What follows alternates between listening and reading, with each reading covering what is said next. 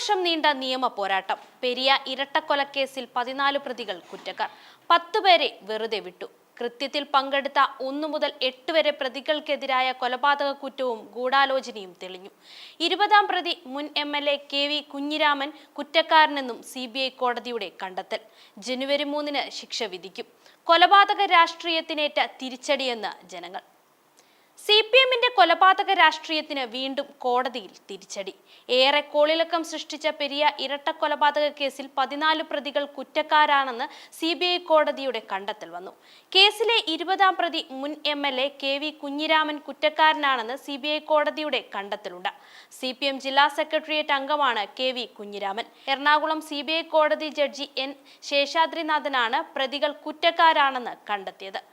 Kanhangad block panchayat president K Manikandan ഉൾപ്പെടെ 24 പ്രതികളാണ് ഉള്ളത്. എല്ലാവരും പാർട്ടിക്കാരാണ്.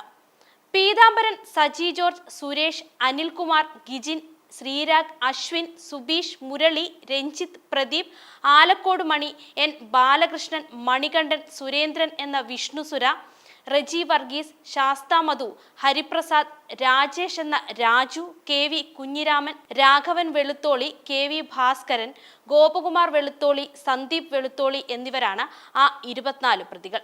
ഇതിൽ 1 മുതൽ 8 വരെയുള്ള പ്രതികൾക്കെതിരെയാണ് കൊലക്കുറ്റം തെളിഞ്ഞതായി വിധിയിൽ പറയുന്നത്. TP ചന്ദ്രശേഖർ വധത്തിനു ശേഷം കേരള രാഷ്ട്രീയമായി ഏറെ ചർച്ച ചെയ്ത കേസായിരുന്നു പെരിയയിലെ ഇരട്ടക്കൊല. യൂത്ത് കോൺഗ്രസ് പ്രവർത്തകരായ ശരത് ലാലിനെയും കൃപേഷിനെയുമാണ് CPM-കാർ അന്ന് അരുംകൊല ചെയ്തത്.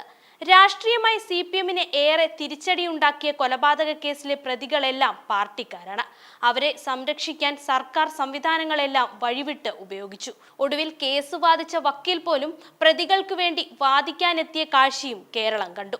ഇടതുമുന്നണിയുടെ 2 സംസ്ഥാന ജാഥകൾ മഞ്ചേശ്വരത്തു നിന്നും പാറശാലയിൽ നിന്നും തുടങ്ങിയ ദിവസമായ 2019 ഫെബ്രുവരി 17-നാണ് കല്ലിയട്ട് 2 യൂത്ത് കോൺഗ്രസുകാർ കൊല്ലപ്പെട്ടത്. മുന്നാട് പീപ്പിൾസ് കോളേജിലെ KSU വിദ്യാർത്ഥികളെ SFI വിദ്യാർത്ഥികൾ നിരന്തരം മർദ്ദിക്കുന്നതുമായി ബന്ധപ്പെട്ടാണ് പ്രശ്നം ഉടലെടുക്കുന്നത്.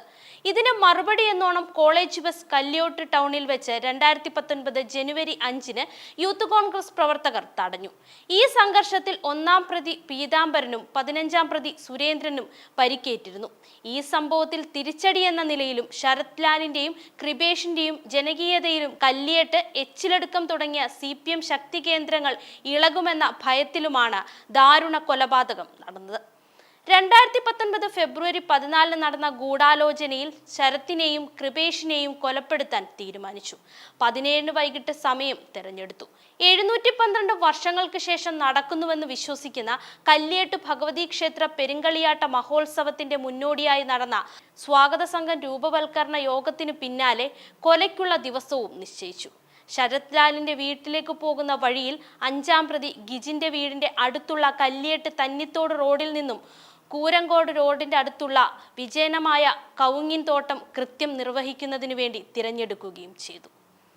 കൊലയുമായി പാർട്ടിക്ക് ബന്ധമില്ലെന്ന് അന്നത്തെ സംസ്ഥാന സെക്രട്ടറി കോടിയേരി ബാലകൃഷ്ണൻ പ്രഖ്യാപിക്കുകയും ചെയ്തിരുന്നു. എന്നാൽ പിന്നീട് അങ്ങോട്ട് പ്രതികളുടെ കുടുംബങ്ങളെ സന്ദർശിക്കുകയും കേസ് നടത്തിപ്പിനാവശ്യമായ ഫണ്ട് വിദേശത്ത് നിന്ന് സമാഹരിക്കുകയും ചെയ്തു. പ്രതികളെ സംരക്ഷിക്കാൻ സർക്കാർ നേരിട്ട് ഇടപെടുകയും CBI അന്വേഷണത്തിനെതിരെ സുപ്രീം കോടതിയിൽ വരെ വാദിക്കുകയും ചെയ്തത് നമ്മൾ കണ്ടു. കേസ് ആദ്യം അന്വേഷിച്ച ക്രൈംബ്രാഞ്ച് DYSP പ്രദീപ് കുമാർ സമർപ്പിച്ച കുറ്റപത്രം ഹൈക്കോടതി തള്ളിയ ശേഷമാണ് കേസ് CBIക്ക് കൈമാറുന്നത്. 2023 ഫെബ്രുവരി 2-ാം തീയതിയാണ് കേസിന്റെ വിചാരണ തുടങ്ങിയത്. 294 സാക്ഷികളിൽ 154 സാക്ഷികളെയാണ് CBI കോടതി വിസ്തരിച്ചത്. ആയുധങ്ങൾ ഉൾപ്പെടെ 83 തൊണ്ടിമുതലുകളും ഹാജരാക്കി. കേസിനാധാരമായ 495 രേഖകളും പ്രോസിക്യൂഷൻ ഹാജരാക്കി. 1 മുതൽ 8 വരെയുള്ള പ്രതികൾ കൃത്യത്തിൽ നേരിട്ട് പങ്കെടുത്തുവെന്ന് കുറ്റപത്രത്തിൽ പറയുന്നു. CBI തിരുവനന്തപുരം യൂണിറ്റ് അന്വേഷണം പൂർത്തിയാക്കിയ കേസിൽ 270 സാക്ഷികളാണ് ഉണ്ടായിരുന്നത്. വിധി വരുന്നതിന് മുന്നോടിയായി കല്ലിയട്ട് ഇന്നലെ പോലീസ് റൂട്ട് മാർച്ച് നടത്തി. ആദ്യം കേസ് അന്വേഷിച്ച ക്രൈംബ്രാഞ്ച് 14 പേരെ പ്രതി ചേർത്തു. ഇതിൽ 11 പേരെ അറസ്റ്റ് ചെയ്തു. പിന്നീട് കേസ് ഏറ്റെടുത്ത CBI ആണ് 10 പേരെ കൂടി പ്രതി ചേർത്തത്. കൃത്യത്തിൽ പങ്കെടുത്ത ഒന്നാം പ്രതി പീതാംബരൻ അടക്കമുള്ളവരെയാണ് ക്രൈംബ്രാഞ്ച് പിടികൂടിയതെങ്കിലും സംഭവത്തിനു പിന്നിലെ ഗൂഢാലോചനയിലാണ് CBI അന്വേഷണം കേന്ദ്രീകരിച്ചത്. അങ്ങനെയാണ് ഉദുമ മുൻ MLA-യും CPM ജില്ലാ സെക്രട്ടേറിയറ്റ് അംഗവുമായിരുന്ന KV കുഞ്ഞിരാമൻ പ്രതിയായത്. Kanhangad block panchayat president K Manikandan, CPM നേതാക്കളായ രാഘവൻ വെളുത്തോളി, N ബാലകൃഷ്ണൻ, ഭാസ്കരൻ വെളുത്തോളി തുടങ്ങിയവരും പിന്നീട് പ്രതികളാവുകയും ചെയ്തു. 2023 ഫെബ്രുവരി 2-നാണ് കൊച്ചി CBI കോടതിയിൽ വിചാരണ തുടങ്ങിയത്. കേസ് ആദ്യം അന്വേഷിച്ച ക്രൈംബ്രാഞ്ച് DYSP പ്രദീപ് കുമാർ സമർപ്പിച്ച കുറ്റപത്രം ഹൈക്കോടതി തള്ളിയ ശേഷമാണ് കേസ് CBIക്ക് കൈമാറുന്നത്. 2023 ഫെബ്രുവരി 2-നാണ് വിചാരണ തുടങ്ങിയത്.